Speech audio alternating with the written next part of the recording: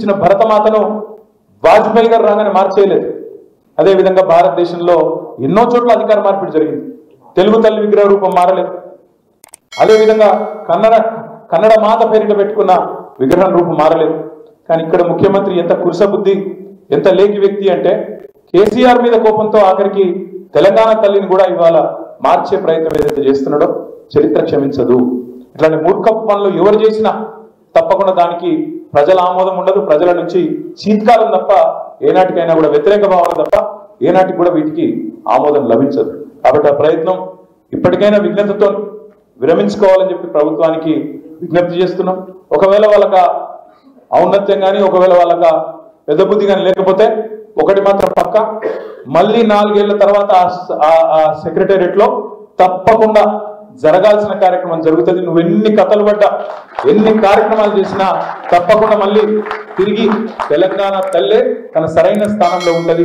ఇలా నువ్వు రాహుల్ గాంధీ తండ్రిని ఎక్కడైతే పెట్టావో అక్కడ ఖచ్చితంగా తెలంగాణ తల్లి నిటారుగా నిలబడుతుంది, నిన్ను చూస్తూనే ఉంటదని చెప్పే మాట కూడా ముఖ్యమంత్రికి నేను చెప్తా ఉన్నాను. ఎన్నన్నా చేసుకో, అధికారం నీకు ఉన్నది కాబట్టి ఏదో 4 రోజులు సాయుధ బలగాల నడుమ నీ నాటకాలు కొంత సాగుతాయి కొంతకాలం, కానీ ఎల్లకాలం మాత్రం సాగవు. ఇది పక్క. రెండవ మాట, పుస్తకాలు 1 కాదు 2 కాదు 1000 రావాలి, వేల రావాలని చెప్పి మిత్రులందరూ కోరినారు.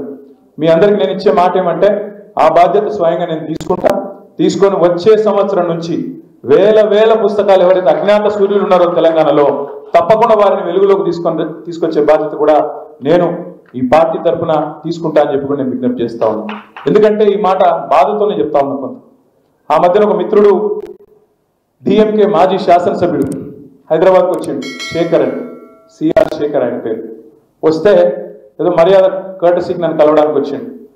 వచ్చిన తర్వాత ఏదో పిచ్చాపట్టి మాట్లాడుతున్నావు, రాగానే అన్న మీకు పుస్తకాలు తెచ్చిన అన్నాడు. ఏంటి అని చూస్తే ఒకటి బాబాసాహెబ్ అంబేద్కర్ గారిది, ఇంకొకటి మహాత్మా గాంధీ గారి యొక్క మరి జీవితానికి సంబంధించి 2 పుస్తకాలు తెచ్చి నా చేతిలో పెట్టిండు. ఫోటో దిగినాక కూర్చున్న తర్వాత మరి పుస్తకాలు ఎందుకు తెచ్చినావు బ్రదర్ అని నేను అడిగింది. అన్న మాకు ఒక అలవాటు, మా పార్టీలో ఎవరిని కలిసినా పెద్దలను కలిస్తే ముఖ్యంగా మేము మా పార్టీ యొక్క ఐడియాలజీకి సంబంధించిన పుస్తకాలు, ద్రవిడియన్ ఫిలాసఫీ, ఐడియాలజీ, పెరియార్ నుంచి మొదలు పెడితే తమిళ కల్చర్, వాటికి సంబంధించిన పుస్తకాలు మేము బహుమతిగా ఇస్తూ ఉంటామన్నా. హైదరాబాద్ రాగానే మిమ్మల్ని కలవాలనుకున్నప్పుడు నేను కూడా పోయి హిమాలయ బుక్ డిపో పోయినా మీ దగ్గరకు వచ్చేటప్పుడు, మరి తెలంగాణ చరిత్రకు సంబంధించిన ఏమైనా ముఖ్యమైన పుస్తకాలు ఏమైనా దొరుకుతాయేమని చెప్పి దేవులాడినా. దురదృష్టవశాత్తు అక్కడ దొరకలేదన్నా. అందుకే దొరికిన 2 మంచి పుస్తకాలు తెచ్చి మీకు ఇచ్చిన అన్నాడు. ఎక్కడో గుండె చిన్నగా ఆయన కావాలని ఇన్సల్ట్ చేసినట్టు కాకపోయినా ఎక్కడో కొద్ది గాయమైనట్టు అనిపించింది. అయ్యో మనం ఈ పని చేసి ఉండాల్సిందేమో, ఇంకా విస్తృతం చేసి ఉండాల్సిందేమో అనే మాట అనిపించిన మాట వాస్తవం. ఎక్కడో కొద్దిగా మనసు చివుక్కుమన్నది. అందుకే దాని ఆధారంగానే చెప్తా ఉన్నా. తప్పకుండా ఇందాక పెద్దలందరూ చెప్పినట్టుగా ఇంకా చాలా మంది పుస్తకాలు, ఇవాళ కేవలం మీరు చూసింది కొన్ని మాత్రమే. ఎందుకంటే ఒక మంచి కార్యక్రమం చేయాలని చెప్పి గౌరీశంకర్ గారు సంకల్పించగానే తప్పకుండా చేద్దాం అనుకుని మరి ఈరోజు పరిమితమైన స్థాయిలో మాత్రమే చేసినాం. ఇంకా చాలా మంది పెద్దలు రావాల్సి ఉండే, సమయాభావం వల్ల వాళ్ళకి సమాచార లోపం వల్ల కూడా కొంత మనకు రాలేకపోవచ్చు. వచ్చే సంవత్సరం మరి చాలా పెద్ద ఎత్తున బ్రహ్మాండంగా ఈ కార్యక్రమాన్ని చేస్తాం.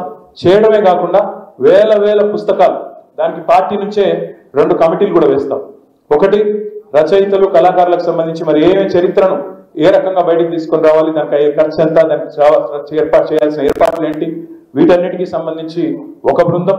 అదేవిధంగా కవులు, కళాకారులు, తెలంగాణ ఉద్యమంలో ప్రతి మాట ఒక తూట, ప్రతి పాట ఒక శతజ్ఞిలాగా పేలింది, ఒక ఫిరంగిలాగా పేలింది.